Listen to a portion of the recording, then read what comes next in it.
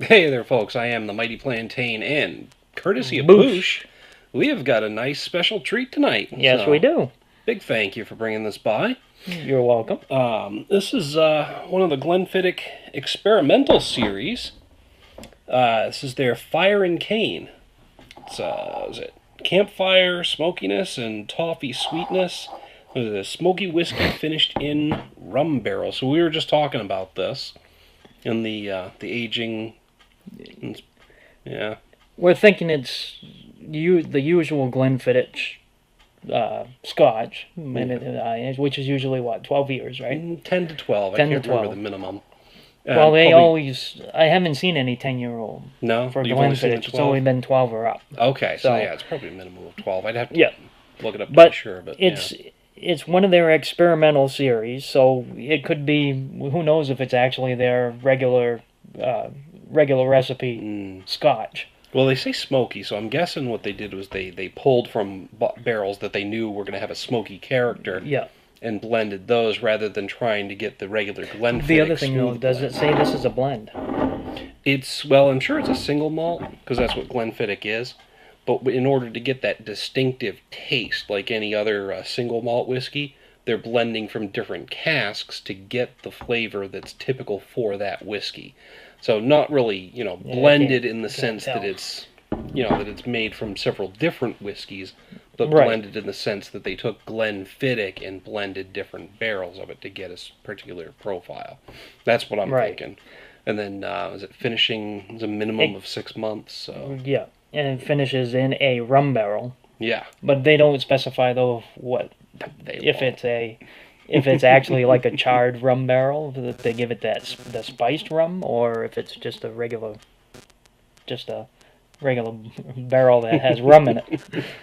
Exactly. I mean, either way, it should be pretty interesting. Yes. Now, I've got another one of these experimental series that came from Scotland, courtesy of my wife. It's she had a trip there not too long ago. It's waiting till the new house is here, and we're gonna crack that sucker open sometime after the new house is delivered, and that'll be the first thing I review in there. Yep. But I have had another experimental series before from them, and it was the one that was finished in IPA barrels. Yes. I had that on my 40th birthday. Did a whole series of videos yes, and for that was freaking good. That was phenomenal. Mm-hmm. So, again, big thanks to you. Looking You're forward to this. I have high expectations for it. If I can the friggin' foil open. The guy that down there at Damon's in Augusta. Mm-hmm. When I was looking at it, he said, that's a very good beer. I mean, that's a very good scotch.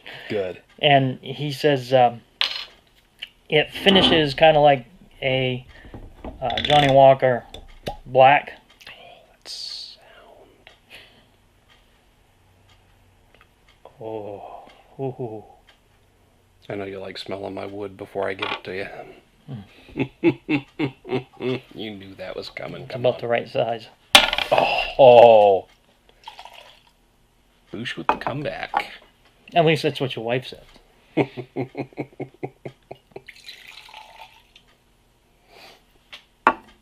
All right. So yeah, it's nice to hit up Damon's because they at least the Augusta location, they usually have a pretty good idea what they're selling you. The other thing I'll say is I had seen a post on Facebook from one of the whiskey enthusiast, aficionado, whatever groups that talked about this, and I was like, that looks pretty damn good. And then I get a text from Boosh that says, hey, this looks pretty damn good. And it was the picture of the bottle. Mm-hmm. And I was like, I thought about getting some for a review. And the next thing I know, he shows up tonight with the bottle in tow. So, I'm just fucking thrilled, man. Yep, You seriously have no idea, and I really appreciate it. And really, what was the first scotch that you actually tried? Was it Glenfiddich? No. It was I know Oban. it was for me. Oh, for me? Yeah, for me it was Oban. Okay. When we were down at, that was back in the day, and that's a long story, but... Right. Yeah, it was for me, it was the Glenfiddich at your wedding. Yeah. That you had, that bottle that you had. Yep. And that was good. Mm-hmm. But yeah, Glenfiddich is a nice, solid Scotch. Yeah. And since then, we've had a few. Yeah, just a few different ones. I won a bet that required you to buy me the 18-year aged one. Mm-hmm. I haven't had that again since, but someday I will grab one. I'm just too busy exploring other ones. But it's got a nice set of legs on it, though. If you look, it's sticking to the glass pretty well. Mm-hmm. Not that we have the ideal glasses here. These are like the 88 cents for 2 Walmart special plastic glasses. I promise I will dig the nosing glasses out when the new house is here. Yeah. But, and that's fine. Yeah. It's got a nice look to it. I think it's a little more orangey. It is, actually, than a regular. It has a little bit of a tinge, reddish orange. And the question is that from the barrels? Is that just from the blending of the Scotch? Who knows? But definitely has a different look to it. Almost. I'm just realizing, I think I poured myself more than you. Yeah, well, that's alright. It kind of actually looks like it's like one of the Johnny Walkers, like the gold or the green that we had. As far as the tinge, because those had a little bit of a different darker tinge. color. They had a little different color to them. Yeah, being in the barrels longer, they pick up more of the caramelization from the wood, more of that toasty notes, more color from the actual wood itself. But it's just a beautiful one, and I know we keep talking about it, but we're just admiring it. Yep. This is called savoring the experience, because I'm sure this wasn't cheap. But it's got a nice aroma to it, too. Yeah, it definitely has that Scotch aroma to it. But I'm getting a hint of sweetness, too. Yes, there is. So I'm getting... And you're getting the smokiness, and you're getting the sweetness of it. It's got a bit of a rum character in the aroma. It's reminding me of Captain Morgan spiced rum. And really, yes, in that scent, yes, it does. So who knows? Maybe it was Captain Barrels. It would make sense because either Captain or Bacardi Gold doesn't sell as well, does it? No. No. So Captain Morgan's really the only spiced rum out there, really, that would produce enough barrels for them to age a significant number of this in. Yeah. At least in the States. We have no idea what sells good over in Scotland, so. Right, and that could be why they're actually experimenting with it. Mm-hmm. More, and they're sending it to us. Who knows if they actually do have that available in Scotland right now. They might not. I can certainly tell you that's an American label. Yes. I'll have to show you a Scotch label, and it's fucking hilarious compared to what we have. Yes. And it's awesome. Anyway. But anyway, though, it still would be the same, though. I mean, it would be the same. Oh, yeah, it'll be the same liquor, contents. but the label might be different. The recommended number of units per day. Right. We don't have that here in the U.S. Yeah. I love it. Okay, so great look, great smell. Here we go.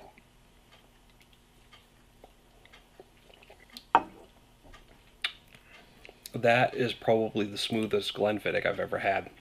Definitely is smooth. I mean, it's got a little bit of a bite on the back end, but up front, it just goes down easy. Up front, it actually seems like it has been aged for maybe 21 years. Could be. Because it is a lot smoother. And now I'm starting to get the burn on the way down afterwards. But like up front, usually with the Glenfiddich, you get that hint of that harsh, smoky, peaty up front. But with this, it doesn't kick in until the finish. But I am getting toasted, smoky notes. Yep. Like, I want to say hickory, but there's no way. It's not. There's no hickory, but you can tell. You can tell there is a touching of rum in it, and it's really, as far as Scotch goes, I would go to that.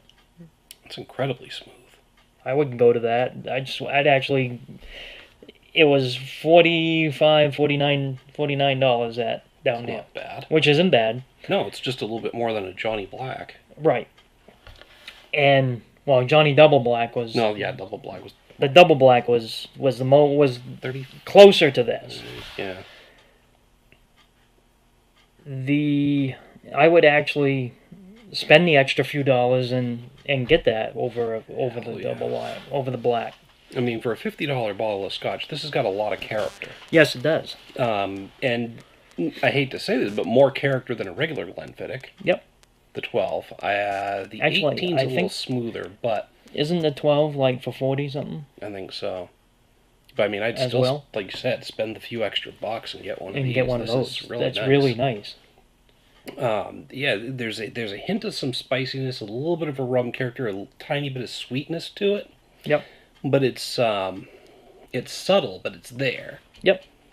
It's just given this a slightly different character than the regular Glenfiddich. But again, it's really smooth up And you know, front. Extremely this would smoky. this actually would be good over the rocks, on the rocks.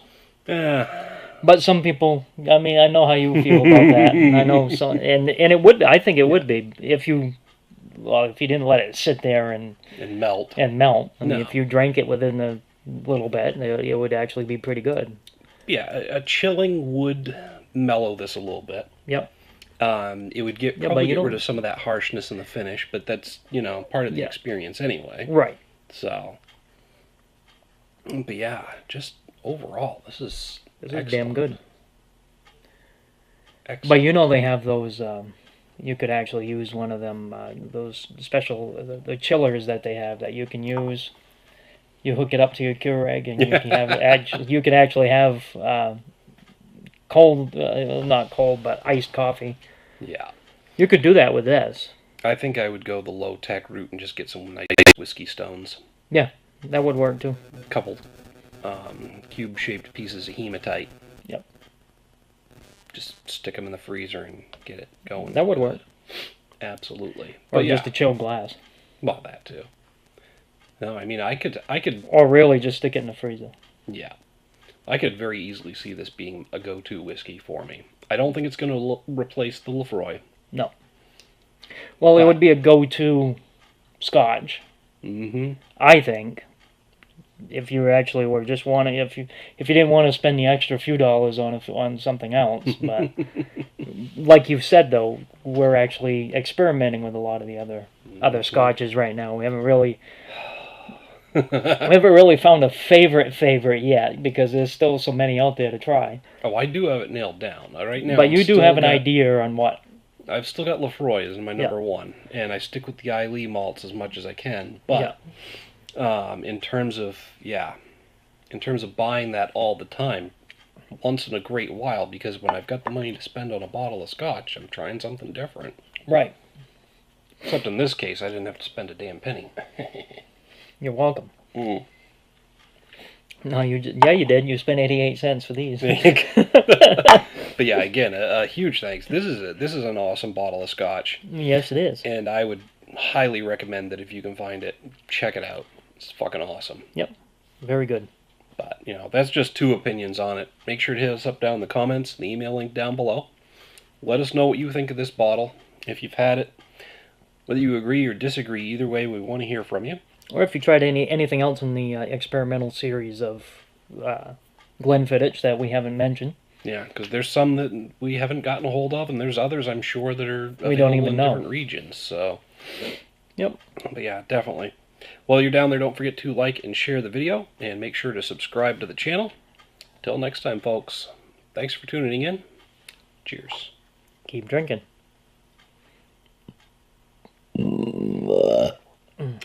Gotta make some room. Sort of, but I don't think I'm going to do that, though. Nah, I'm gonna savor this one. Later.